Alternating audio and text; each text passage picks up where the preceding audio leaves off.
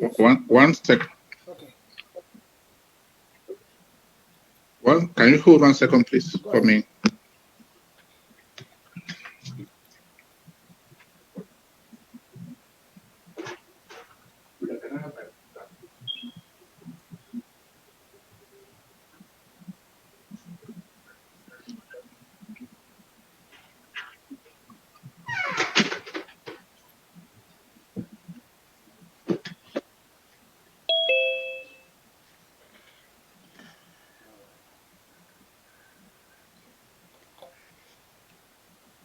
Okay.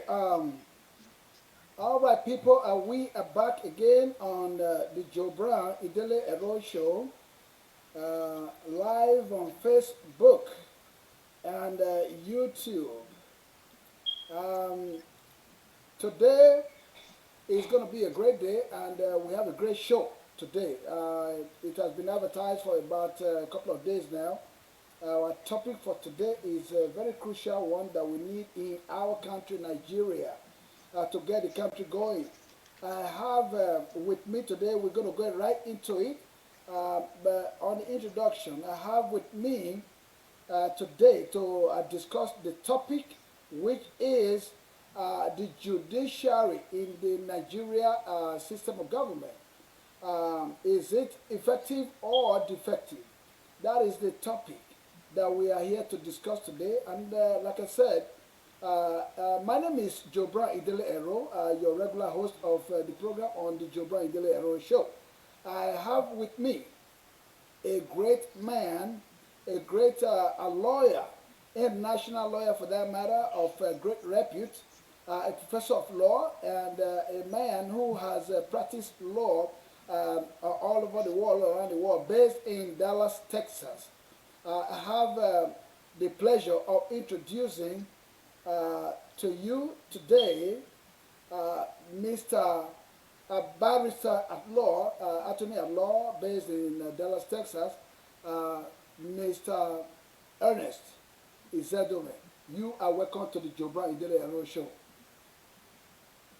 Good afternoon and good day wherever you are in the world. Okay, thank you. That was Barrister Ernest Izedome. And I have also with me on the program today a regular a guest with me on this program. You all know him. He has been with me all the time. Anytime I call him, he's always there. As I will not need to introduce so much of him because, except for those of you who has not seen him on this program.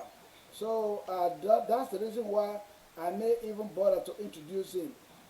We are talking about an activist, a reggae veteran who uses lyrics to help with the fight against human rights abuse.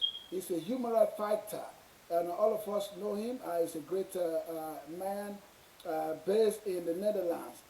I had the pleasure of introducing to you uh, reggae star Black All Rise. Welcome to the program, sir. Thank you very much, my brother. Okay, so I want to quickly say, Mr. Black Rise, and by Saizadona to just quickly say hi to each other right there. I'm gonna be, yeah, Mr. Black Rise. Mr. I want Rice, to it's just, nice to meet you. great, great, I great. had when he wrote yesterday Black Rice. I said, "Do you mean Black Race?" He said, "No, Black Rice." So that's unique. It's nice to meet you. Thank you very much, Mr. Zedover. It's my pleasure meeting you.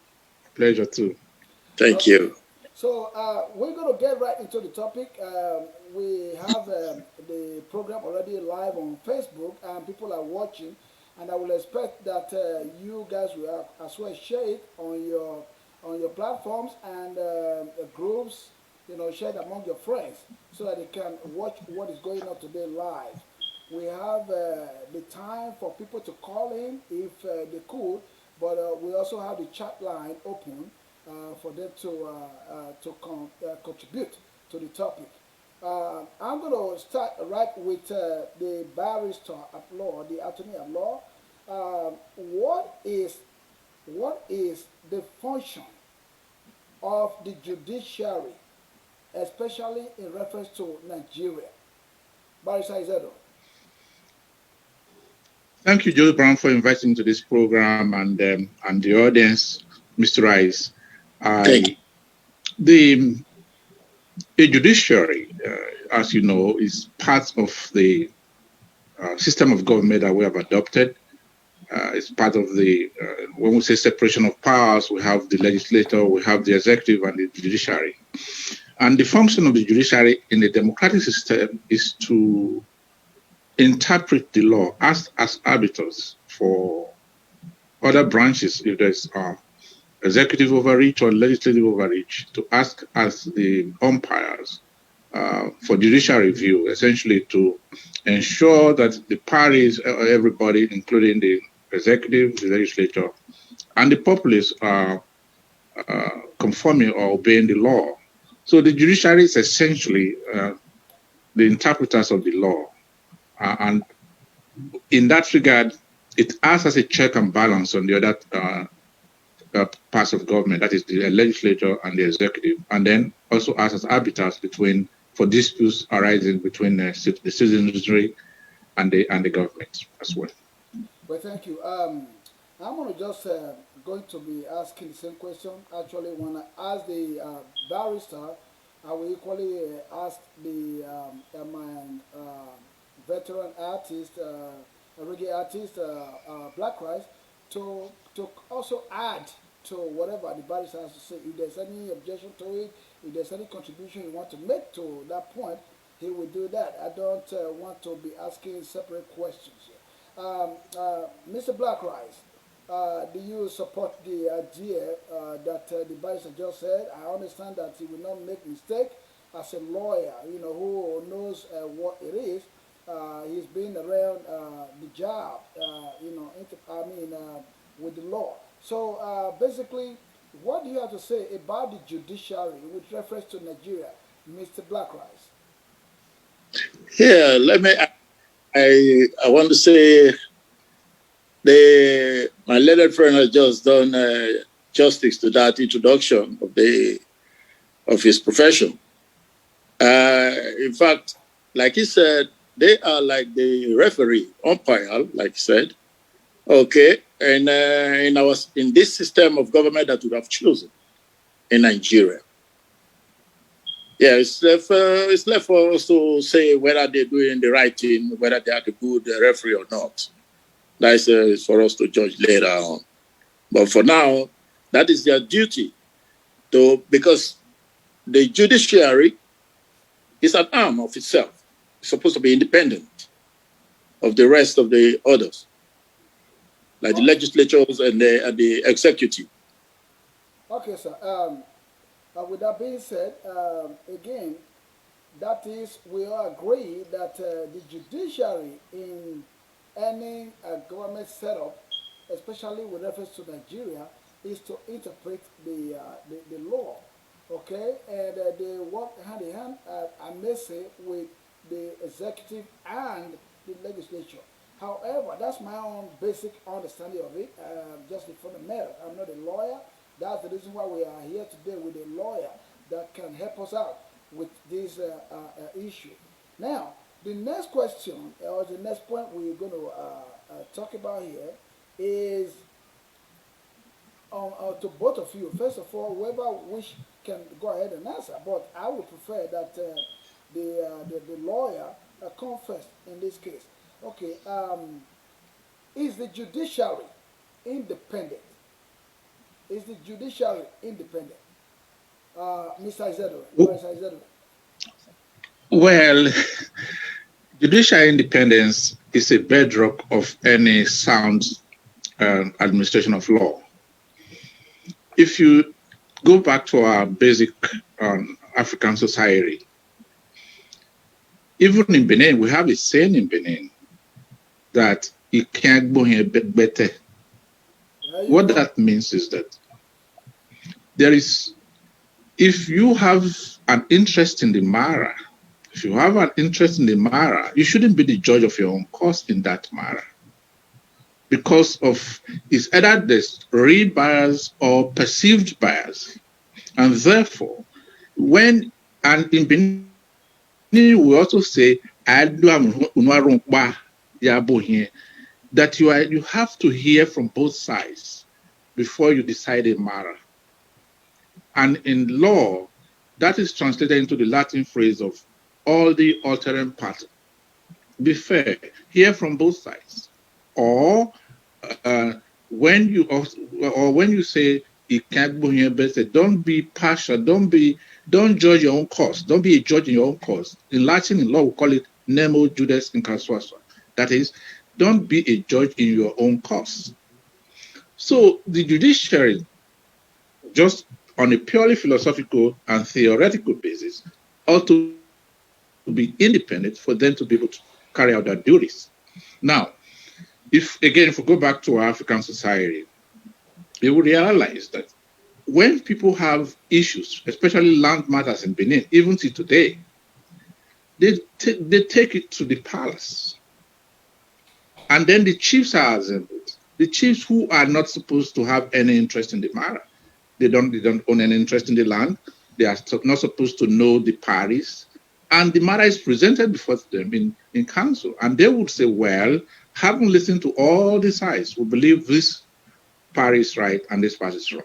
Now, on a more cosmopolitan scale, that is on the new scale, where we now have high courts. In fact, if you look at how the judiciary is organized in Nigeria, we have the customary courts, we have the magistrate courts, we have the high courts, we have the courts of appeal, and we have the Supreme Court. And then, of course, in the north, we also have the Akali courts, we have uh, the what is essentially courts for people who believe in the Muslim faith.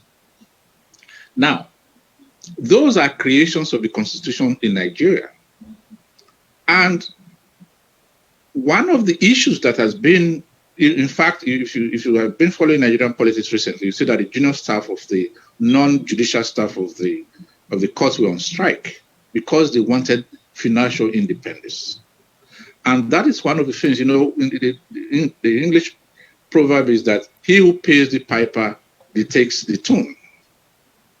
And to ensure that the judiciary is independent, you have to ensure at least two things: that the manner of appointment, at least three things, that the manner of appointment is fair and is based on merit-based appointments to the judiciary. That the judiciary itself has what is called financial autarky, financial independence. It's not dependent on the governor or the president for its own resources. That's why there were provisions that the money to pay judicial staff be directly sent to them from the consolidated revenue funds. So that if, for instance, a judge gives a decision against the governor cannot say, I'm not paying the judiciary this year. I'm not sending money to the judiciary this year simply because they ruled against me. And thirdly, there should be no reprisal. There should be guarantee of no reprisals from either the executive or anyone if the judiciary or a member of the judiciary gives an unfavorable decision. How have these principles been adhered to in Nigeria? Maybe we'll discuss that further. But those are the basic things, basic blocks of building an independent judiciary. Fairness in appointment based on merit. Secondly, financial autarky. And thirdly, an institution that is strong enough to withstand any kind of reprisals from anyone, including the government, from adverse decisions. Okay, thank you so much. That was an elaborate explanation of what it is supposed to be as an independent body in the branch of the government. Because we have three branches or three arms of government: the legislature, the executive, and then the judiciary, which is the third arm of government. Now, like you heard from the lawyer and our brother Black Rice, that they're supposed to be umpire, you know. They moderate, the way things are run in the society. Now, The reason why I ask whether they are independent or not, I guess Mr. Blackrice wants to throw a little light on that as well. Mr. Blackrice, do you have anything to add to that? Being an independent body, is the judiciary actually independent with reference to Nigeria? With reference to Nigeria, yeah, it makes me laugh because independence, even the nation itself, their independence is questionable. The judiciary in Nigeria is not independent at all because the way they are run is like my brother just said, he who pays the piper dictates the tune. And recently, some of the judges were arrested or sent packing because of some mischievous abnormality Okay. in conduct in this court. You know, they are not independent at all. I don't know how do I put it now. They just taking orders. They're waiting for the government or the executive to tell them this one should be kept in prison or this one should be thrown in jail. They're not independent. They just do what they like there. That's what I see. Okay, If I may add, go ahead, Mr. sir. Brown, Yes, sir. yeah, it is. I think we probably have to dig deeper. Now, were there institutional provisions to ensure that the judiciary is independent? Yes, they were. How well those things have been done, I have no idea. But there's supposed to be what is called a Judicial Service Commission.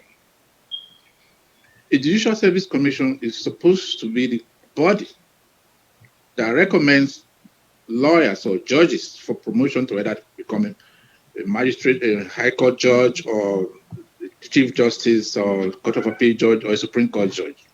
So it is really difficult to say, are these judges, are these procedures being followed? Are the people being appointed to the judicial branch, are they people of integrity? Are these people who, no matter the circumstances, come what may, that is Rohan Shuelum, if the earth is coming down, I don't care, this is what the decision is. However, human beings are not wired that way. We all have our biases, the way we grew up. We are social beings. Whatever we think, whatever our value system, whoever we are, depends on how we were brought up. What did we learn from the society that we grew up in? What did our families teach us? What have we learned in school? And that influences our philosophy. So you see, for instance, even in the United States, when a case goes to the Supreme Court, we can almost say, in this kind of case, this judge is going to rule this way, this judge is going to rule this way because of the judge's philosophy. Because that is their acculturation. That's how they have been brought up. That's how they think. In Nigeria, for instance, there are so many things.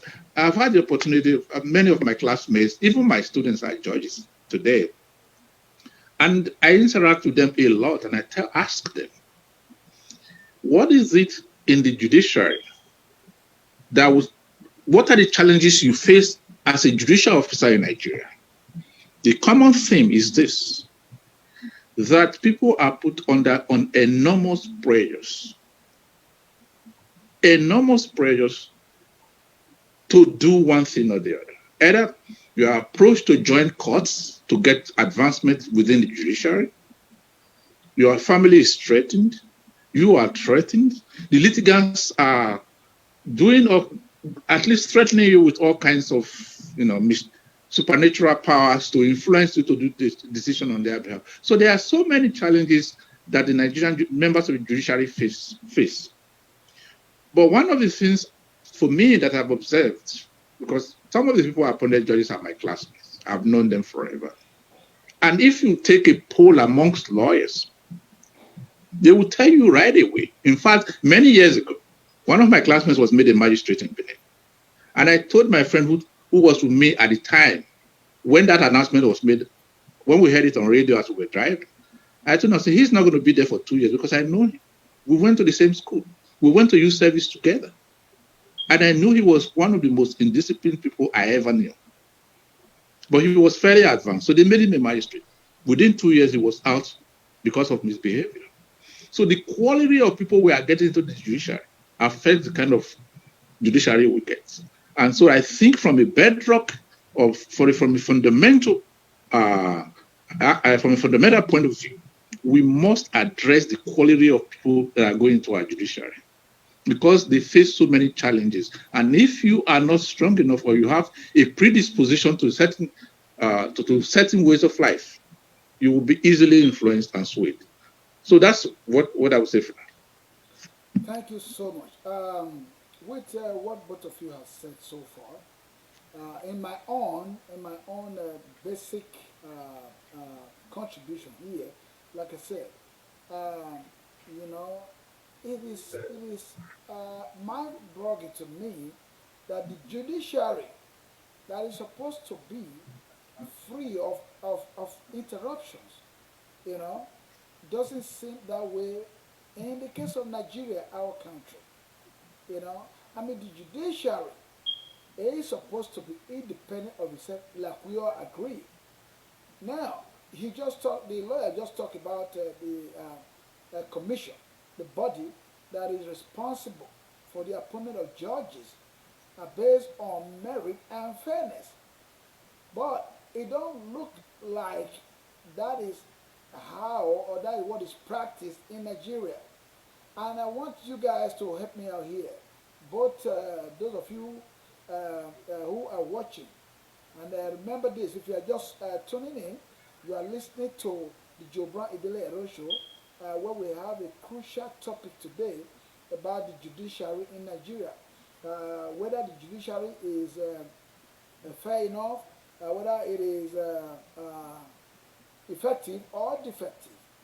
I mean, when it is effective, it is probably going to be comparable to what is going on in Western world standard, by the world standard. And then, if it is defective, that means they are not following the standard that for the setup of judiciary. Now, I know but the barrister probably busy at work at the moment, but he's with us.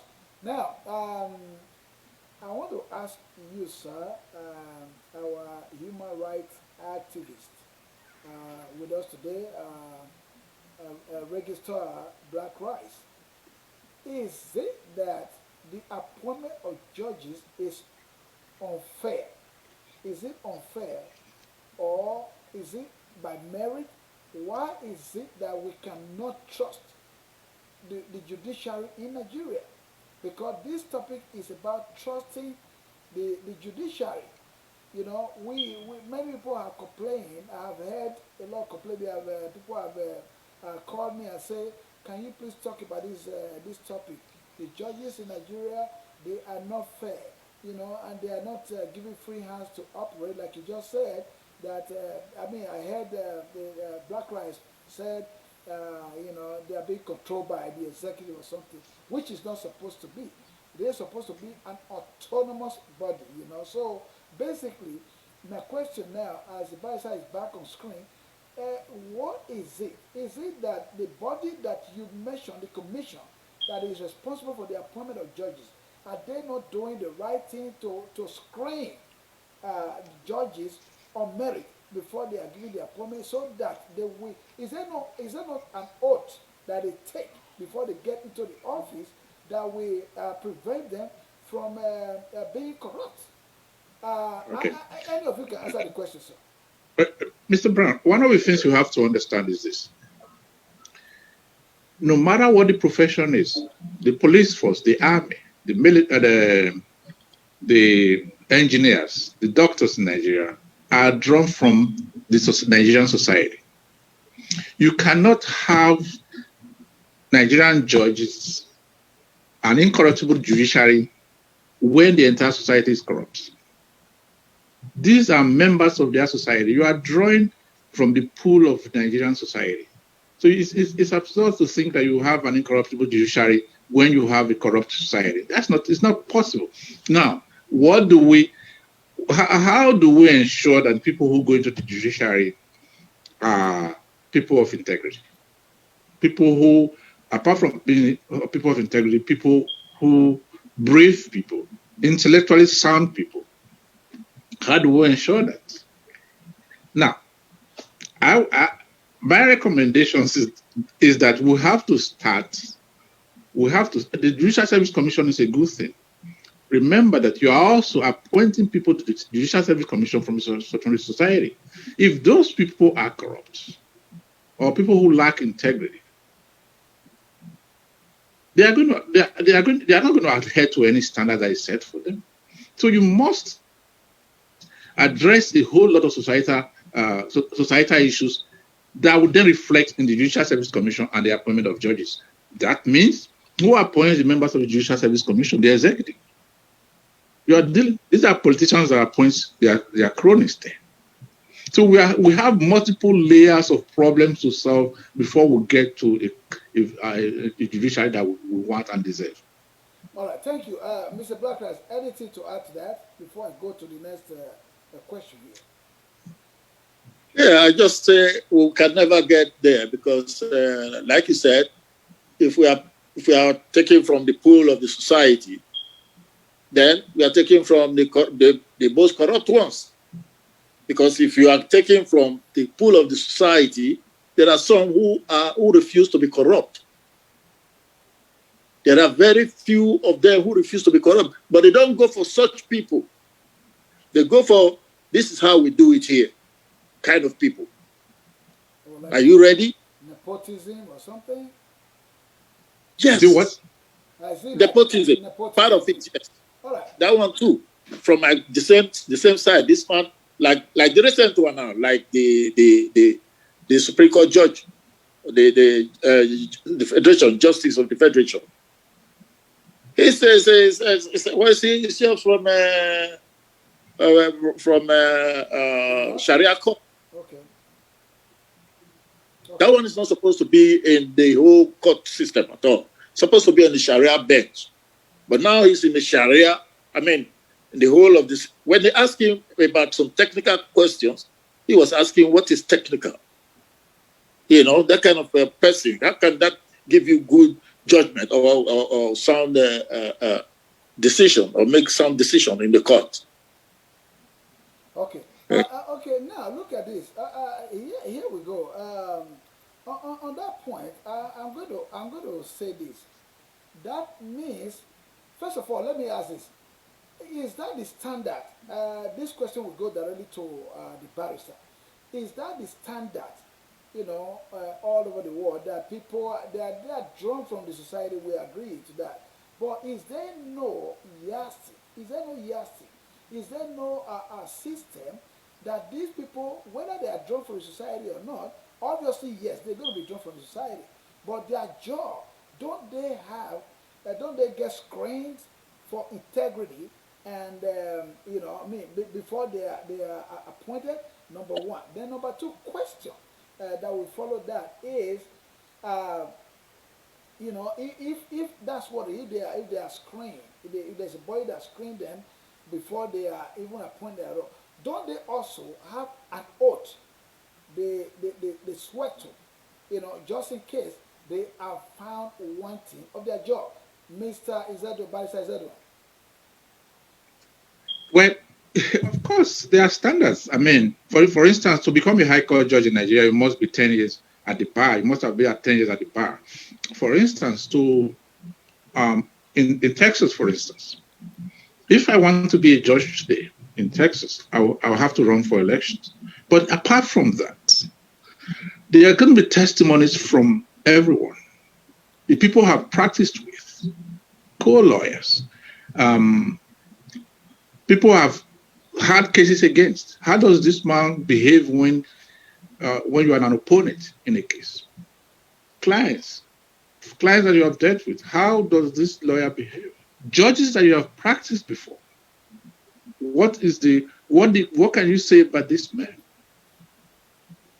So in Nigeria, yes, there are standards. Like I said, in Nigeria, for you to become a high court judge, for instance, you have to have been 10 years at the bar. In which case, you must have practiced with a lot of lawyers before a lot of judges, or even if you have not practiced, you must have worked as a lawyer somewhere with some people who can give testimonials as to the kind of person you are, kind of character you are. So these are the odds. However, like I said, these have become mostly in the years past. For you to become a high court judge, you must have either been a magistrate or you must have worked in the Ministry of Justice for all these years.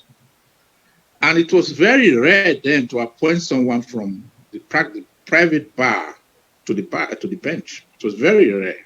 But now it's no longer rare. There are still people on the career path of working in the judiciary or working in the high courts, working in the high courts and working in the Ministry of Justice to become judges. But it is more common to appoint someone a judge now from outside than to go in from the civil service career path to become a judge or from a magistrate to become a judge. It's very common now to get people from the private bar. And that has kind of essentially also corroded and affected the quality of people you get into the judiciary. Now, with the people that are in the Judicial Service Commission, do they take their job seriously? I hope so. I have not had the opportunity. I've never really had the opportunity of meeting with any of them. But there's an anecdote. Somebody told me many years ago, whether it's true or not, I'm not sure, that someone was appointed as a high court judge in Edo State many, many years ago, just as soon as she turned 10 years old, because she was married to a very prominent politician. That was the only criteria used to appoint her as a high court judge. And so a group of lawyers in Benin got together and wrote a protest letter saying this person is not qualified to be a judge of the High Court, and wrote it to the Judicial Service Commission. It apparently had the members.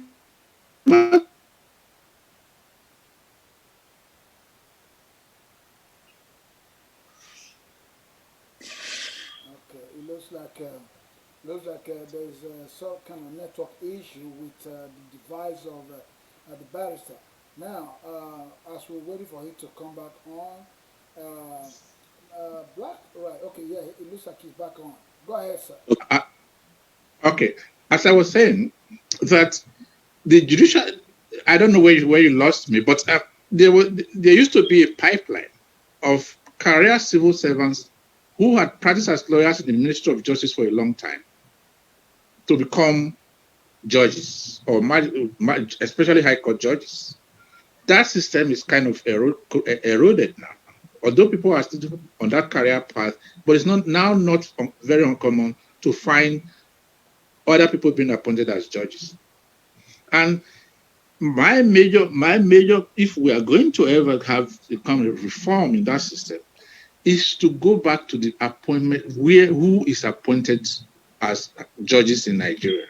Because as of today, most people, the common man in Ogun Street, doesn't believe that he will get justice by going to court. Yes. He's not going to believe it. And the reason for that is that the court system itself is arcane. It speaks languages people don't understand. For instance, if you take someone to the court today in Nigeria for a criminal case, it's the judges and the magistrates and the lawyers that are discussing. The person that is being accused probably does not understand a single word they're saying.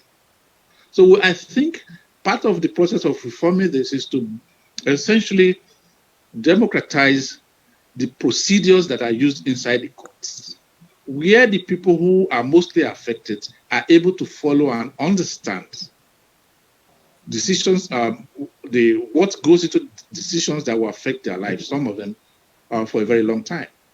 So I will say that we need substantial reforms, but those reforms have to focus on what will have an impact, an immediate impact on the justice delivery in Nigeria. As it is today, do we have? Does anybody believe that we have a fair system of judicial administration in Nigeria? I don't think so. I don't think most members of the public believe that, even if that may not be true. But the perception is that the system is corrupt and you cannot get justice unless you have a lot of money to either give to the lawyers or give to whoever you need to give to. That is so sad. That you know, you have to have money to get justice in Nigeria.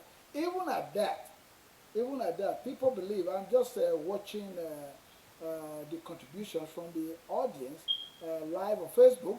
I've had quite about 4 people making their contributions there. I'm going to run that through. I mean, run through that to you so that you guys can respond to that as well. I have Agbe Ameze Chris Imafidon. I have Patience Irabo, and I have Mevra Patient Oduwa,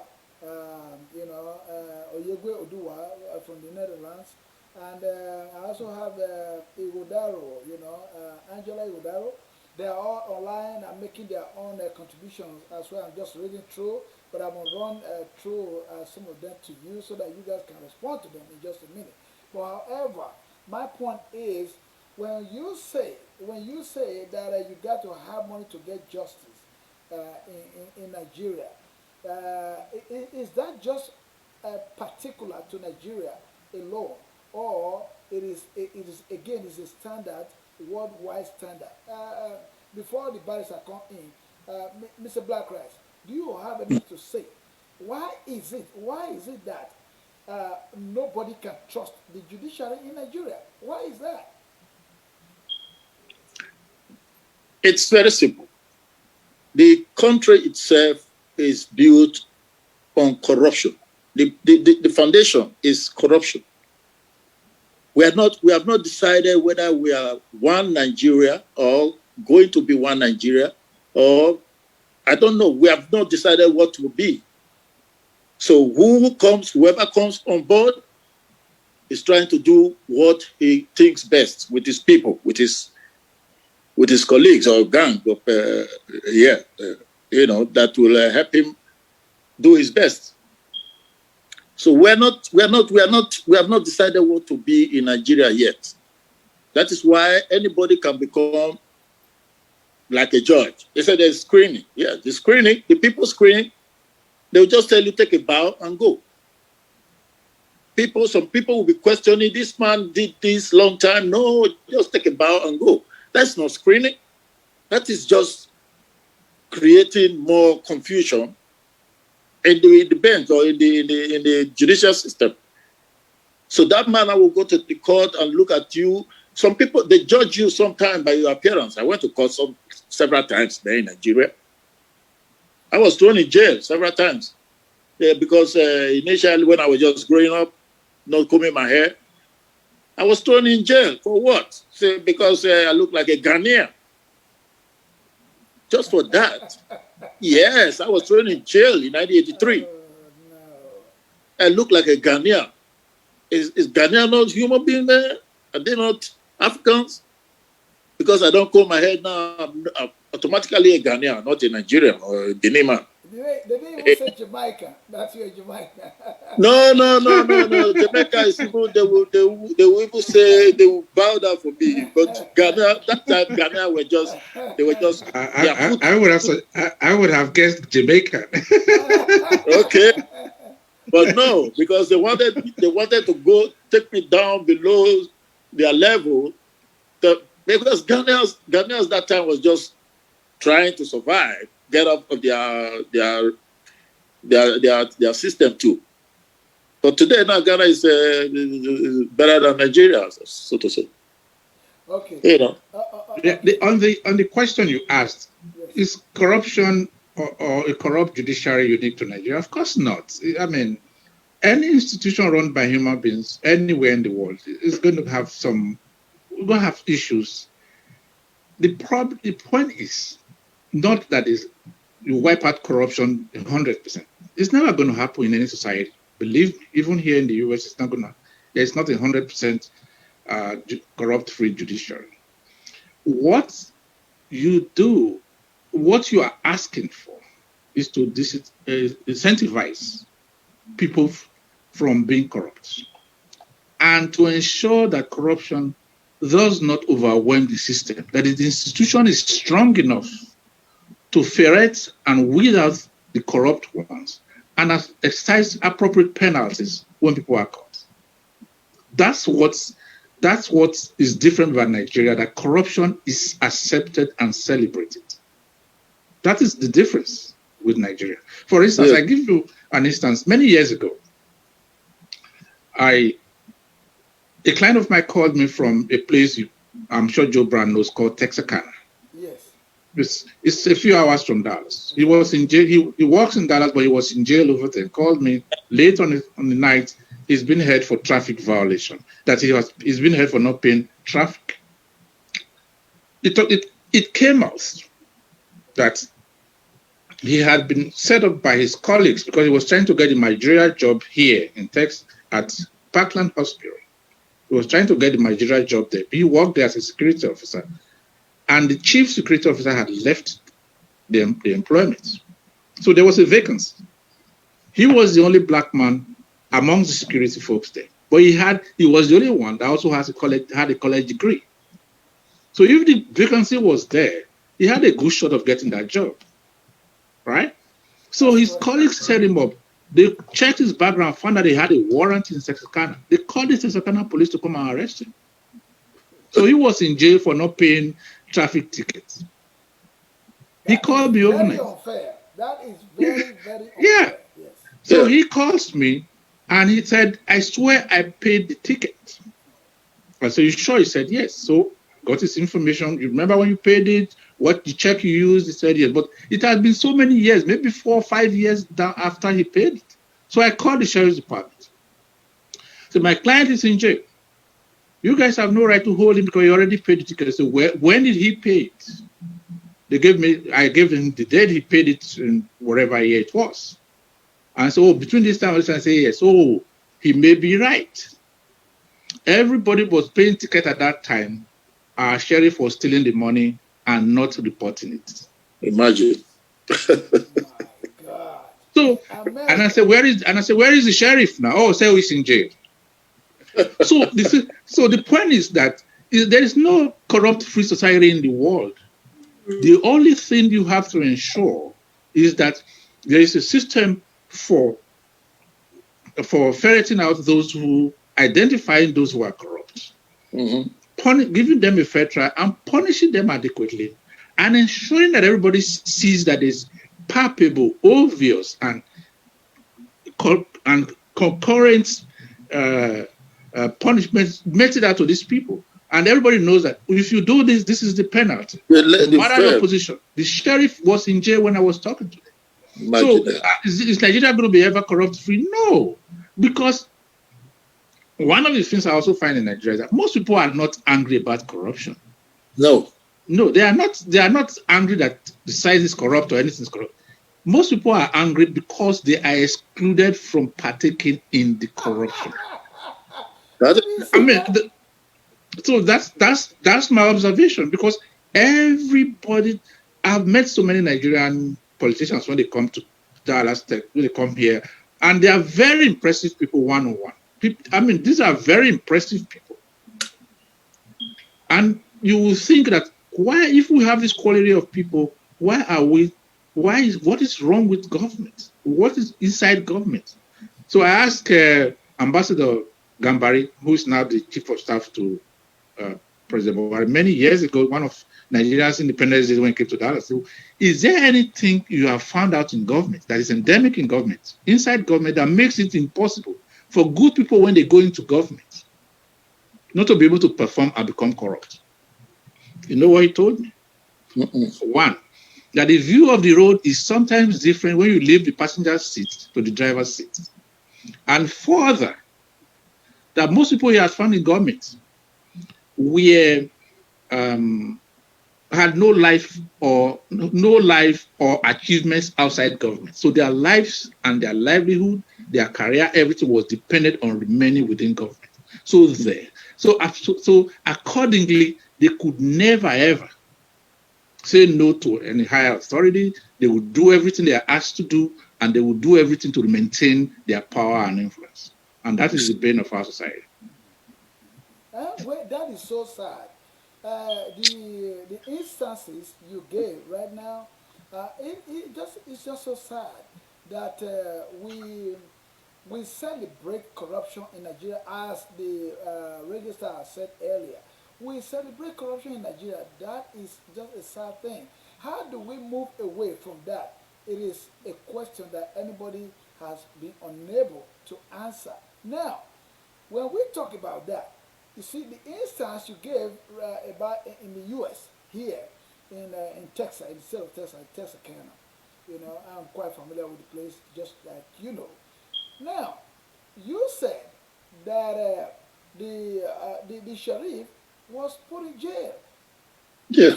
Mr. Blackwright, will that happen in Nigeria? Regardless, we're talking about corruption. Yes, there was corruption, but then again, there was punishment for those that were caught, you know, in the act, you know, of corruption, right?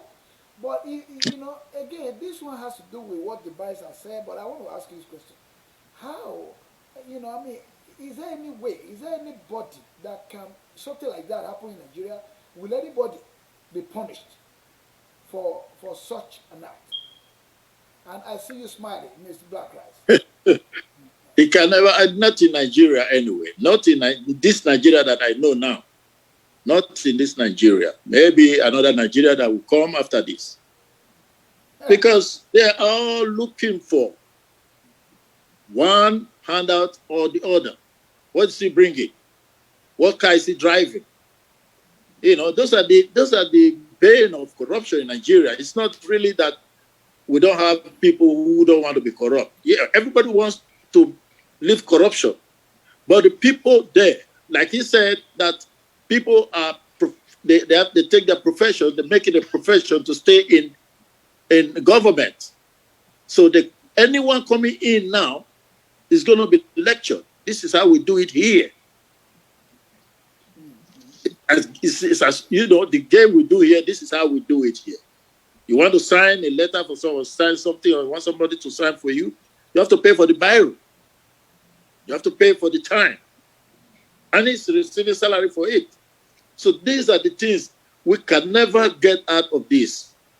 We can never. That is why I think they elected Buhari, because, quote unquote, integrity, because of war against indiscipline, blah, blah, blah. That's okay.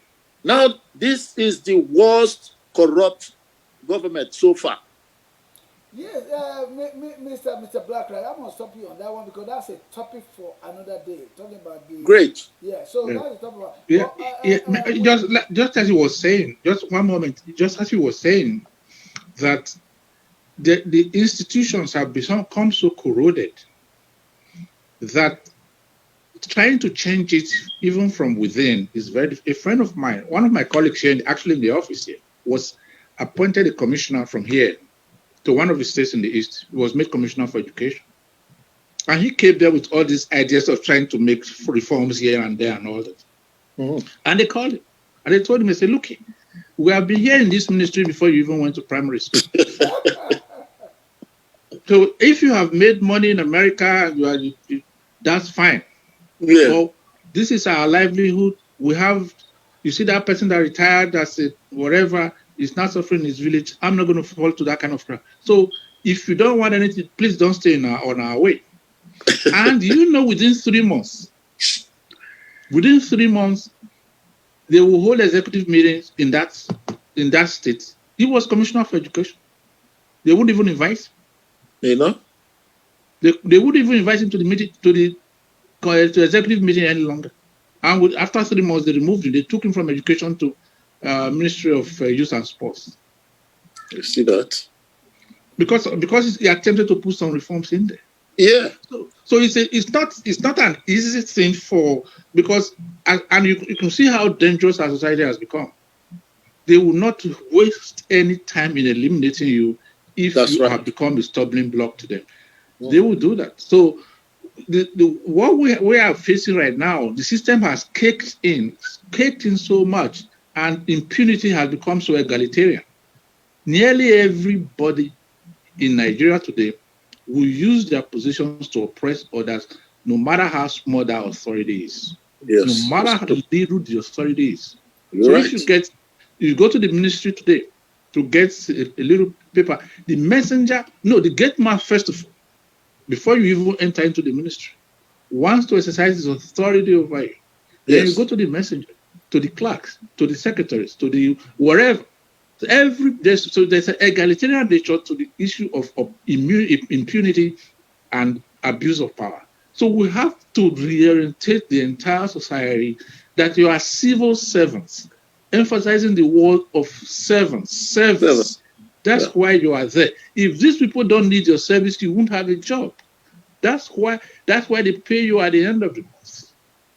And This you as a is judicial officer, you are this a is judicial officer. making me so cold here from what I'm hearing You are a from judicial officer. both of you. People come to you with their problems. There are people who have been wronged, who have been wronged and want redress. They come to the courts, and you perverse justice because of whatever, because of the people involved or whatever gifts they may have given. Or it's hard. What does that make you feel? Because you are essentially playing God in the circumstance.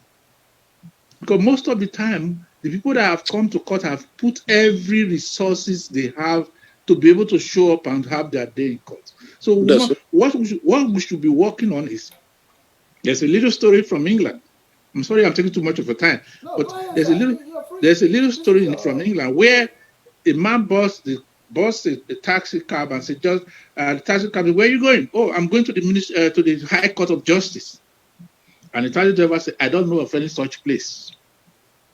But if you are talking about the High Court of Law, I know that." Because as far as the taxi driver was concerned, the courts were not dispensing justice, they were merely administering law. So we must strive to make the convergence between law and justice, where the people believe that if I ever take my case, no matter how poor, no matter which family I come from, I take it to this courthouse, I will get justice, even if my opponent is the president of Nigeria. If we ever get to that stage, then of course the judiciary would have been doing its job. very Thank you. well said. I'm right here sitting. I'm so cold. Hearing from both of you, who are well versed in this topic. One is a lawyer, the other one is a human rights fighter. I can imagine the frustration, particularly on the part of my brother Black Rice, that you face where there is no justice. Now, the judiciary is supposed to be the last hope of the common man. The judiciary in any society is supposed to be the last hope of the common man. That means, where, as the barrister just said, that when you go seek redress, when you are being oppressed, and for Mr. Black Rice, who has faced oppression, one way or the other, just for, either fighting for people who are oppressed or even himself being Oh, oppressed, my as he Lord. said earlier. He's been persecuted just for because of the way he looked and the way he dressed and all that, which is supposed to be free. Everybody's supposed to have that freedom. But in our society, it isn't like that. He just expressed himself the way he has been, thrown into jail, incarcerated because of just the way he looked. Now, it is frustrating. I want us to find out here. Now that the, with the way the corruption in the judicial system of our country, that means the saying that the judiciary is the last hope of the common man, that means there is no hope. What do you people have to tell me about this today? There is no hope for the common man. Honestly, I hate to that will leave you in that kind of despair. There is, I mean, we have no reason to keep living if we don't have any hopes. We have to have hope that we are not beyond redemption. I mean, that is the only way we can survive, in the sense that if we say there is no hope, it's just it's too apocalyptic, and it's too dystopian for me to contemplate. There's always hope. I see that in the young people I meet, and whenever I have the opportunity to meet young lawyers or teach young lawyers, whenever I go back to Nigeria, I try to go back to the faculty to do a seminar or the other at the University of Benin, do a seminar or the other. Talk to young people and I meet a lot of young lawyers and talk to them as well. There is hope because some of them are still very idealistic. They have not been fully corrupted by the system. And one certainly hopes that as we all know what the consequences of a corrupt judiciary or corrupt institution is, no matter what the institution is. If you have a corrupt engineering uh, profession in Nigeria and they construct substandard bridges, people are going to die simply because of that. Of that. So we have to have hope in the sense that we cannot be hopeless. And like I said, my hope is in the young people. That, for instance, the NBA, if you've been following Nigerian politics recently, the Nigerian Bar Association was overtaken by very young lawyers. Because prior to this time, over many periods of years, you must be a senior advocate of Nigeria before you are president of the NBA. No, the young people revolted, and they voted in Olu Akpata, who incidentally is my cousin. The mom is my father's younger brother, younger sister. So they voted in Olu Akpata, a young man, an unmarried young man, which was unheard of in the NBA, because the NBA was as an institution was for, especially in law, it's almost a democratic society system where you follow the elder. The elder's person follows the elder's person. So, but this was a complete revolution of the system. So we have a young man now who is the president of the NBA because the young lawyers revolted. And despite attempts by the senior lawyers to form something else, it didn't materialize because everybody knew that the system was ripe for a change. So I think that is probably going to happen at some point. With these young people in the profession coming up, they are very idealistic, and hopefully that will gradually continue to turn the system. Gradually to turn the system where we're able to appoint people with integrity, with honor, and people who really have. Because sometimes I think because of we have let our possessions possess us in Nigeria. We are too materialistic. You greet someone in the morning, good morning. He's trying to evaluate first before he answers. Do you have a house? How good is your house or a car before he answers you? Because of the quality, we have now been possessed by our possessions. People who can hardly eat in their houses, they go to a party and want to show off and are spraying money. So if as the society continues with these young people, that's my only hope, that the young people, because we are old fish, we can't be bent. We are over the hills. We just can't be bent. But the younger ones, hopefully they will see that our system of pursuit of this material wealth at all costs has landed Nigeria in a ditch, a country with so much potential, so much human capital, so much material, natural resources, is essentially being ridiculed by a little country like Ghana. It's been overtaken by a little country like Ghana. Ghana's population, the population of Lagos is bigger than that of the entire Ghana. The economy of Lagos is bigger than that of Ghana. Yet, we are unable to do anything with all these vast resources. We can't do anything. It's unfortunate. Thank you so much, my barrister, for that reassurance. You can see my mood right here. I haven't listened to the conversation from both of you today, and you just gave me some hope that we should not just lose hope. That there's so yeah, actually yeah, there's always hope for livelihood. But my point is the reason why I said there's no hope for the common man is just for those who are oppressed. If you are persecuted, wrongfully, and then you are depending on going to the judiciary, and then you're not going to get justice. That was the meaning of when I say there is no hope for the common man. Actually, yes, there's always hope for everybody for livelihood.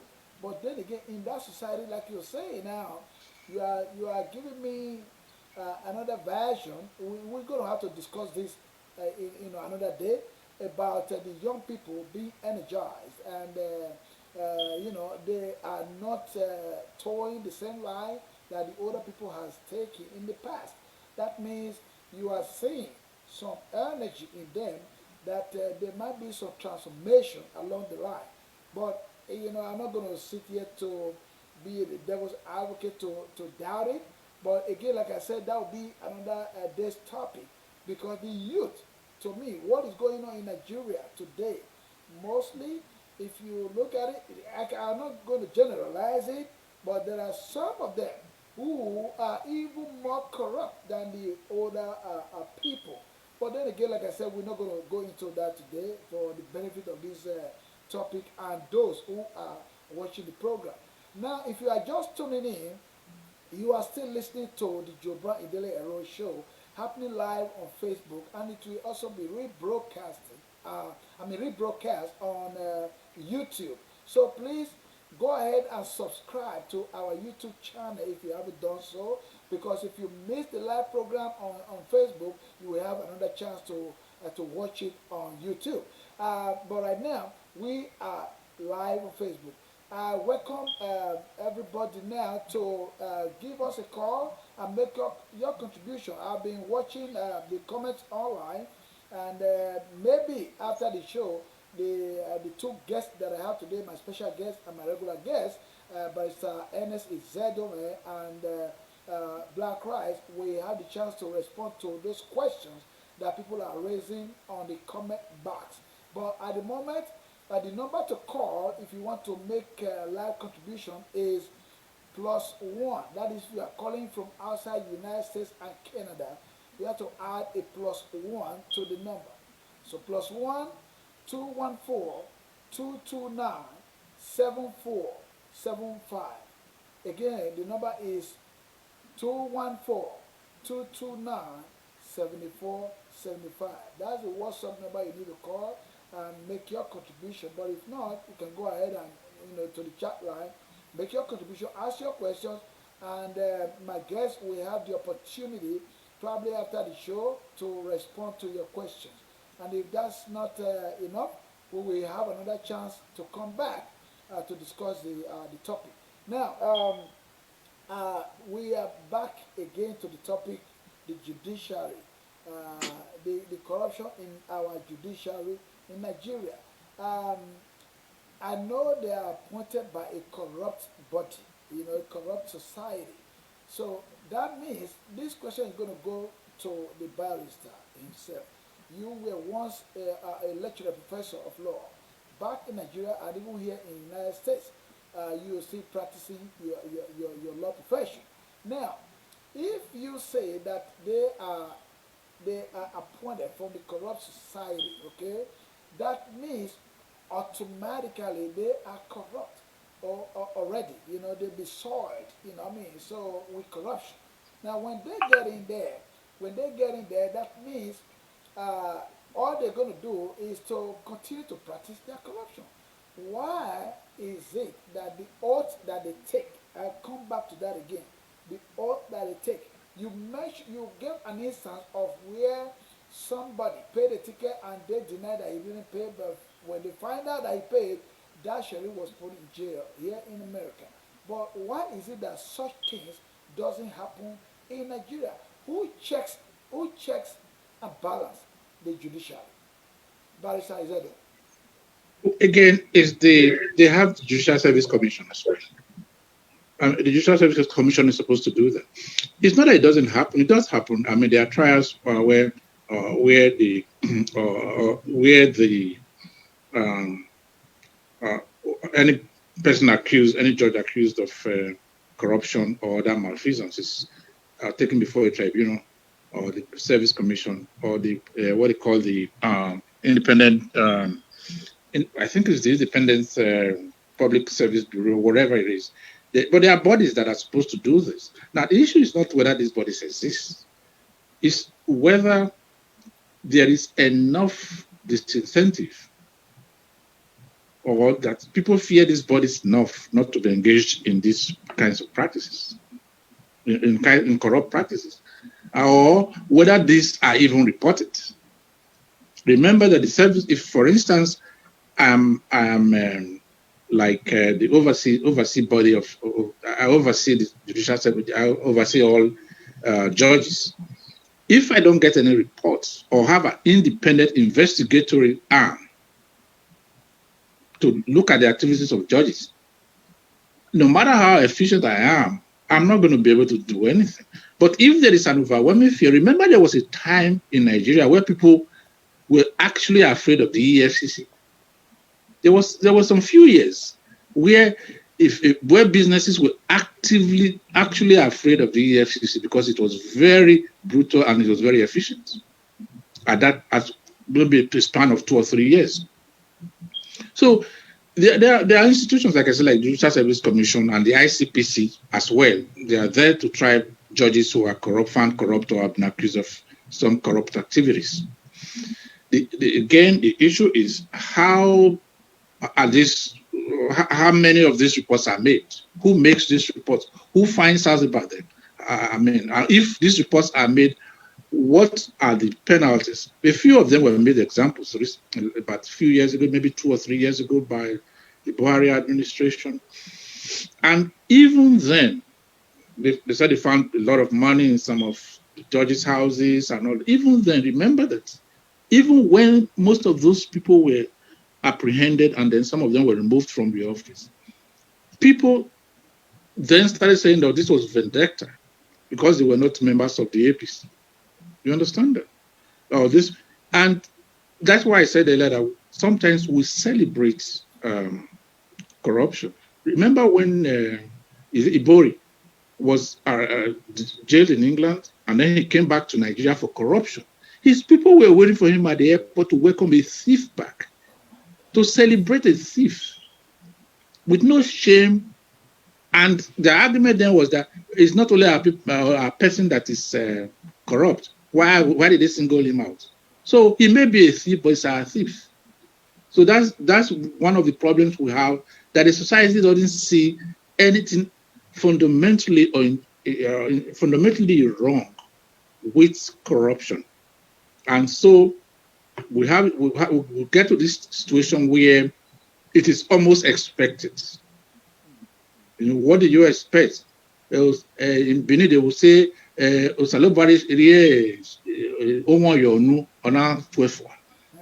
like the job, that means the Lord has put it on in your mouth and you are spitting it out. No. This is when somebody tells you in Nigeria, in Benin, they say, oh, in what they are telling you, that is the job. He has a very good job. He has a great job. It's not that they are telling you that the person is paid well. They are merely telling you that he's corrupt on the job. He's getting money outside his employment. Well, you ask somebody, how is the job is bad. It means there is no extra thing coming. He cannot get bribes like a teacher in the school. He cannot sell chalk. So you say, oh, bad. It means what that person is telling you essentially that I have no means of corrupting my job. I cannot sell my power to get more money. That's what it means. So this democratization of corruption, I went to collect my transcript at Uniben. I was a teacher there for 2 years. I taught at the Faculty of Law there for 2 years. And I did a master's there. I went to collect my transcript. And they knew I had a deadline to leave the country. And they kept running me around. The clerks, come tomorrow. It's not signed. This one. My time was running out. Of course, I knew they wanted me to give them money. And I wasn't ever going to do that. Eventually, I had to go to the then dean of the faculty, Professor Egode, who was my colleague. And I said, look, this is what is going on. And he drove me we're having lunch at the staff canteen. He drove me back to the Faculty of Postgraduate, PG faculty, and called them and said, do you know this is barrister? You want to take a bribe from a lawyer? You want to go to jail? You want to put me in trouble? Then he showed it to me. The man had signed my transcript more than 2 years earlier. Imagine that. And the thing was right, and they were telling me it wasn't signed. Within 5 minutes, he gave me my transcript and I left. So everybody wants to monetize in a corrupt way whatever power or position they hold. And that's a big problem. There's a democratization of corruption and impunity in Nigeria, which we must start to address if that society is to ever have any hope at all. Thank you so much. When I was going to college here in the United States, here in the state of Texas, and usually I was supposed to come up with a transcript from, where I started schooling in Uniben. bring it up here. You know what my counselor told me is similar to what you're just saying now.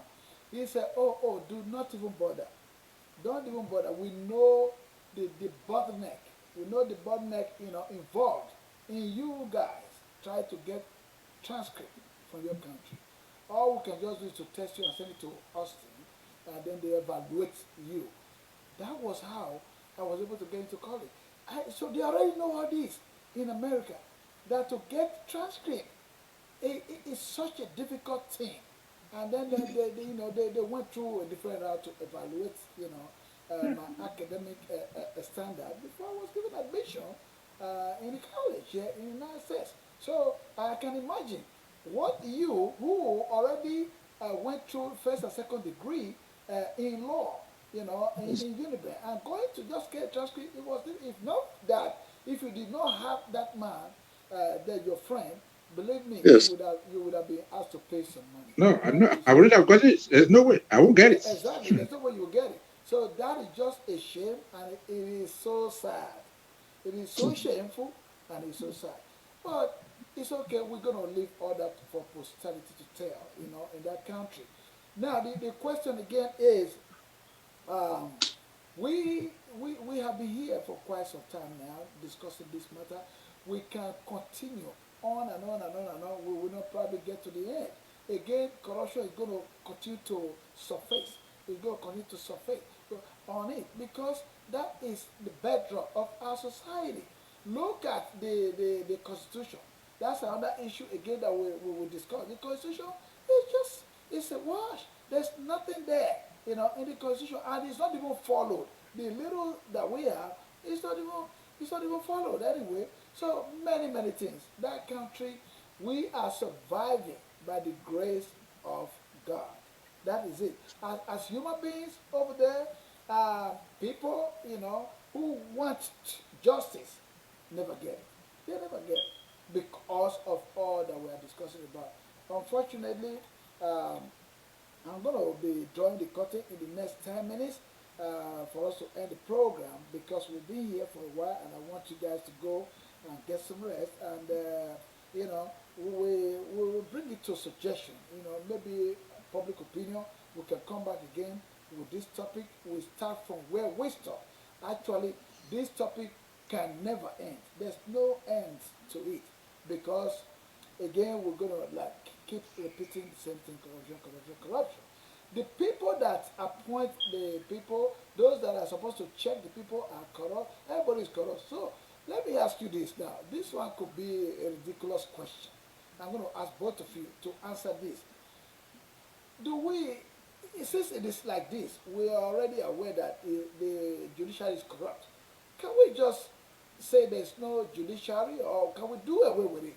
It is funny, ridiculous, but and it looked like a stupid question, but can we just say there is no judiciary and let's just continue with the executive law?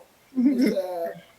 Both of you, I'm talking about the barrister and Black Rights. Please, I need both of your answer to this. I see smiles on both of your faces, so talk to me. Yeah, we can't really say there should be no judiciary because whether the car is moving or not, you park it in front of the house, say that I'm gonna get a car. Yeah. If we say there should be no judiciary, that means they're just gonna pick me on the street and put me in jail. Because they don't like me, they don't like what I'm wearing. Yeah, I think I understand you probably get frustrated when you ask that question, but I think it's facetious to say there should be no judiciary at all. No society can operate like that. We'll be back to a state of nature as described by Hobbes. Yeah, we have to continue to suggest reforms for the judiciary. And I think it's also not accurate to say on a general basis that, everybody in the judiciary is corrupt. No, that cannot be true. Just like a broken clock, at least it's right twice a day. So I'm sure there are people within the judiciary. Of course, there have to be some people within the judiciary. Hopefully, a vast majority of them, and that there are bad apples within the judiciary that's giving it a bad name. However, we must incentivize those who are doing a good job, the incorruptible ones, to remain straight and on a narrow path by ensuring that their salaries are paid on time, by ensuring that the salaries are good enough, that, it's not, you don't expect, for instance, a lawyer comes to a judge's court, and the lawyer comes in there with the biggest car in the world, and the judge is driving. The judge has to take Okada to court. There will be incentives for the judge to cut corners, and they will must ensure that these people are taken care of after they retire. Right now, the system is set up in such a way that if it depends on the number of years you were a judge, you still get your salary as at the day you retired. So at least there are certain structural and institutional mechanisms for ensuring a corrupt-free judiciary.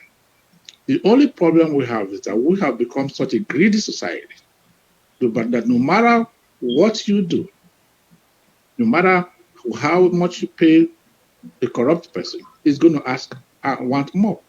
Yeah. So that is a problem. But right now, yeah, there are things there that if you be judged, for instance, if you be judged for 10 years or 15 years or whatever, they will pay your full salary upon retirement every month. They will still do that. And even now, they give some. I remember when I was home the last few years ago, then my cousin was the Chief Justice of Edo State. And he informed me that they give judges at that time, I think it was 200,000 naira a month or 300,000 naira a month to maintain their costs. Because I went to the High Court in Benin after that. I understand it's been completely refurbished now, but I went to the High Court in Benin then. It was so dirty, unbelievably dirty, and the glasses were all boarded up with plywood. And so I had to ask, what is going on here? This was because when my first year in law school, when I was at the University of Ife, the first year in law school, I did my summer job at that high court. It was such a beautiful court there, centrally air conditioned. It was so beautiful. So I was and then when I left law school, practiced there for a few years. So when I saw how dirty it was, you couldn't even know that there were tiles on the floor. It was there's a lot of sand, and it was so dirty. That's asked. So we are giving these judges money a month to clean their courts. So I think that was as a result. Maybe I hope I have something to do with that, because I complained so bitterly that I said, in fact, there were no public utilities. You couldn't say, oh, let me quickly go use the restroom here. There was nothing. And then, funny enough, I have to tell you this before I close it. They were charging people to use the public toilets in the courthouse. Imagine that. And they will give you a receipt for it. It was so. It was funny. It was funny, but very sad.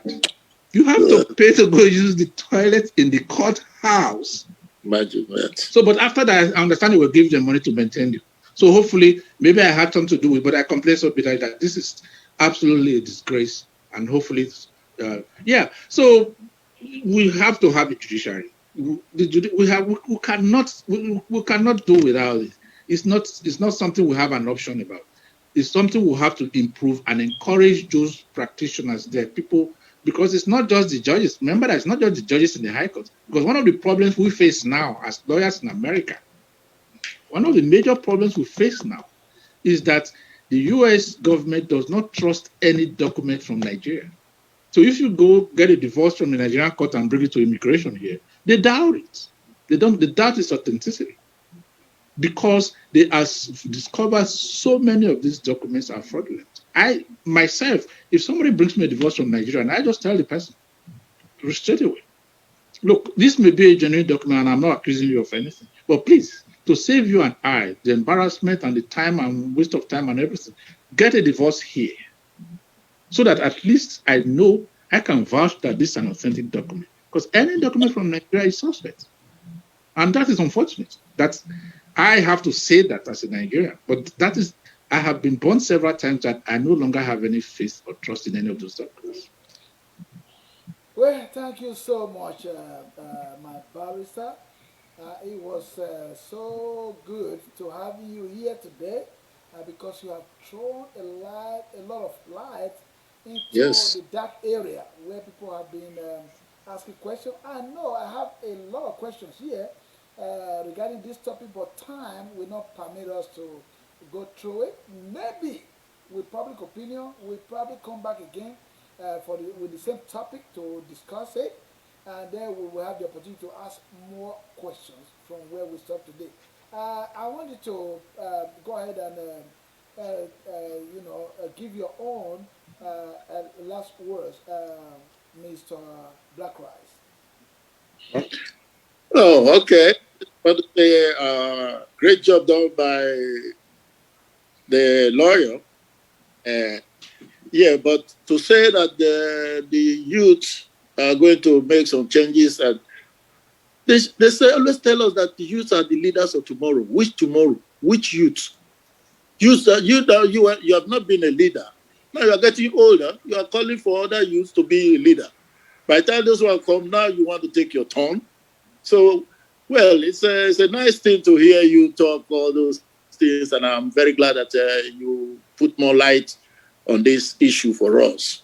Like me, I learned a lot from this. Your lecture today is like a lecture to me, because I'm not into it at all. Judiciary, I'm running away from their court system.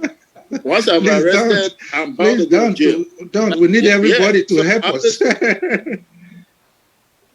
Yeah. They don't want us. They don't want us. That's why we're always running away.